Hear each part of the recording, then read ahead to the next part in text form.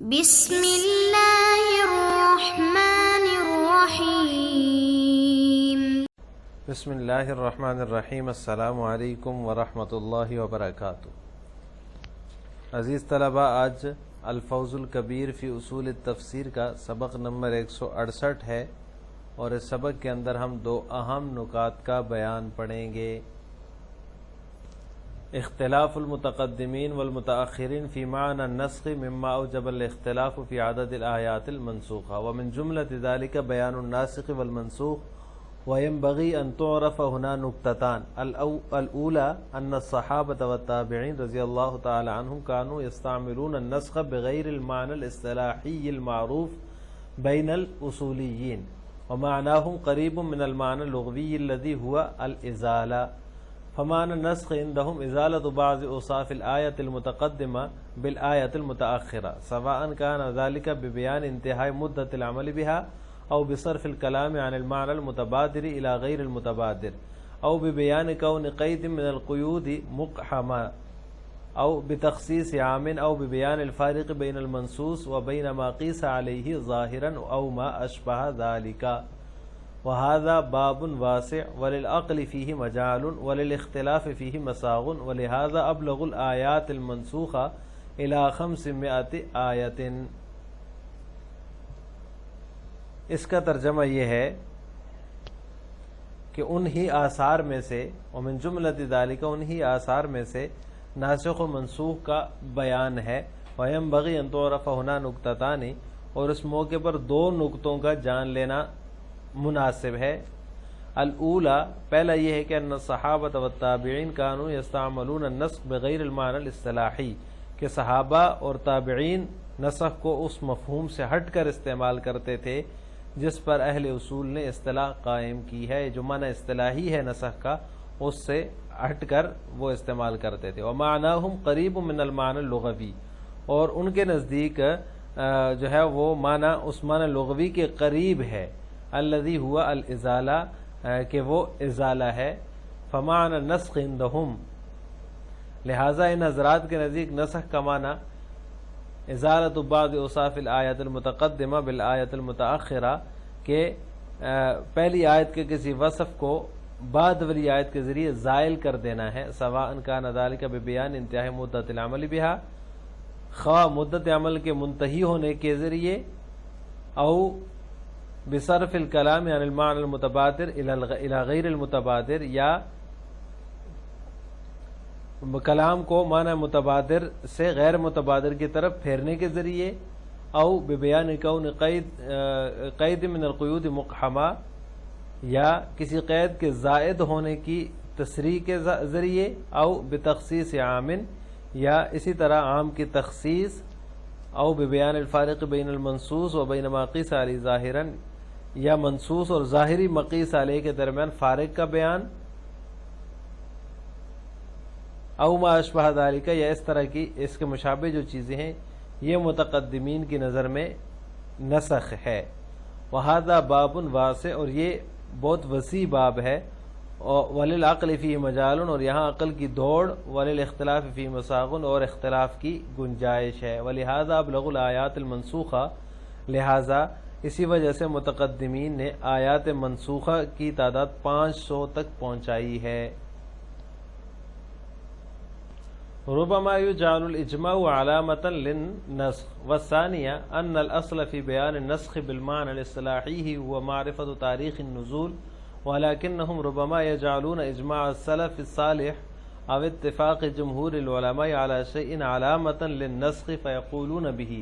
وقد فعل ذلك كثير من الفقهاء، ويمكن أن يكون في مثل هذه المواضع ما تصدق عليه الآية غير ما ينطبق عليه الإجماع۔ وبالجملة ففي الآثار التي تنبئ على النسخ غمر عظيم يصعب الوصول إلى غوره۔ اس کا ترجمہ یہ ہے کہ دوسرا نقطہ یہ ہے کہ نسخ اصطلاحی کے بیان میں بنیادی چیز جو ہے وہ تاریخ النزول کی معرفت ہے، تاریخ کی معرفت ہے، لیکن ربما یجعلون اجماع سلف الصالح، لیکن بسا اوقات سلف صالح کے اجماع یا جمہور علماء کے اتفاق کو نسخ کی علامت قرار دیتے ہیں اور نسخ کے قائل ہو جاتے ہیں. وقد فعل کثیر من الفقہاء، اور یہ جو ہے اسے بہت سے فقہا نے جو ہے ایسا کیا ہے یا اسے اختیار کیا. وَيُمْكِنُ أَن يَكُونَ فِي مِثْلِ هذه المواضع، جبکہ آیت کا مصداق اجماع کے مصداق کے علاوہ ہو. بہرحال ان آثار کی تحقیق جو ہے وہ نسخ کا پتہ بتانے والے ہوں بہت سی عمریں ختم کر سکتی ہے. وَيُمْكِنُ أَن يَكُونَ فِي مِثْلِ هذا المواضع ما تصدق عليه الآيات غير ما ينطبق عليه الإجماع، یعنی ممکن ہے کہ اس طرح کے مواضع میں جو آیت کا مصداق ہے وہ اس اجماع کے انطباق کے علاوہ ہو. وبالجملۃ ففی الآثار التي تنبئ، یہ معنی ہے، اس کا معنی یہ ہے کہ آیت کا مصداق اجماع کے مصداق کے علاوہ ہو، اور بہرحال ان آثار، وبالجملۃ ففی الآثار، بہرحال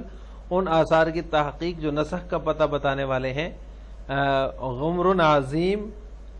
بہت سی عمریں ختم کر سکتی ہے اور کلام کی تہ تک پہنچنے میں، الی غورہ، تہ تک پہنچنے میں دشواری ہے. امور اخر یذکرونها فی التفاسیر وللمحدثین اشیاء اخر خارجۃ عن هذه الاقسام یوردونها ایضا فی تفاسیرهم كمناظرۃ الصحابہ فی مسألۃ واستشهادهم بآیہ او تمثیلهم بآیۃ من الآیات او تلاوت النبی صلی اللہ علیہ وسلم آیۃ من الآیات او روایت حدیث یوافق الآیہ فی اصل معناه او طریق التلفظ بالنقل عن النبی صلی اللہ علیہ وسلم والصحابۃ اجمعین. ان اقسام کے علاوہ ایسی چیزیں بھی ہیں محدثین کے ہاں جن کو وہ ذکر کرتے ہیں. مثال کے طور پر جیسے کہ صحابہ کرام کا مناظرہ اور اس آیت سے استشہاد یا تذکرہ، آیت سے ان کی تمثیل، اور روایت او تلاوت النبی صلی اللہ او تمثیل بآیت من الآیات، یا آیت سے ان کی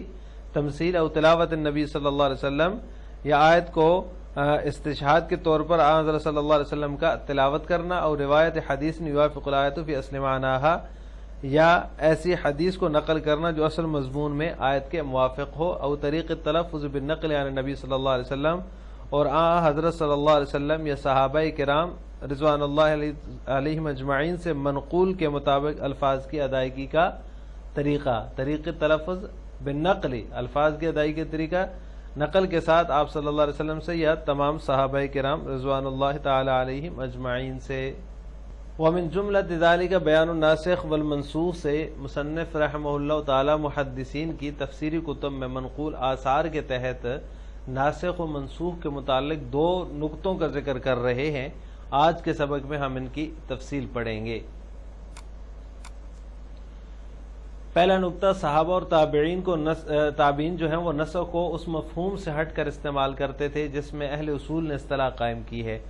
اور وہ جو متقدمین کے نزدیک جو معنی ہے نسخ کا وہ ازالہ ہے جو لغوی معنی کے قریب ہے. لہٰذا ان حضرات کے نزدیک نسخ کا معنی پہلی آیت کے کسی وصف کو بعد والی آیت کے ذریعے زائل کر دینا ہے فقط، یعنی اس میں جو اصطلاح بعد کے اصولیین نے قائم کی ہے وہ معنی نہیں پایا جا رہا. تو اس وجہ سے ان کے نزدیک جو نسخ کا باب ہے بہت زیادہ وسیع ہے. ایک نقطہ تو اس کے اندر یہ ہے. والثانیہ ان الاصل فی بیان نسخ، دوسرا نقطہ یہ بیان کیا شاہ صاحب نے کہ نسخ اصطلاحی کے بیان میں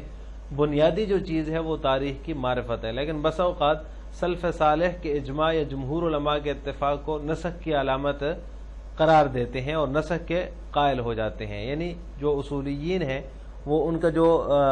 اتفاق ہے یا سلف صالحین کا اجماع ہے یا علماء کا اتفاق ہے اس کو نسخ کی علامت وہ قرار دیتے ہیں اور پھر نسخ کے قائل ہو جاتے ہیں. تو یہ دوسرا نقطہ ہے ناسخ اور منسوخ کے متعلق جو شاہ صاحب نے ذکر کیا ہے. ویسے اس کی تفصیل جو ہے وہ ترجمے سے واضح ہے. تو آج کے سبق کا خلاصہ یہ ہوا کہ ہم نے آثار منقولہ میں ناسخ و منسوخ کے متعلق دو نکات کی تفصیل پڑھی ہے. السلام علیکم ورحمۃ اللہ وبرکاتہ.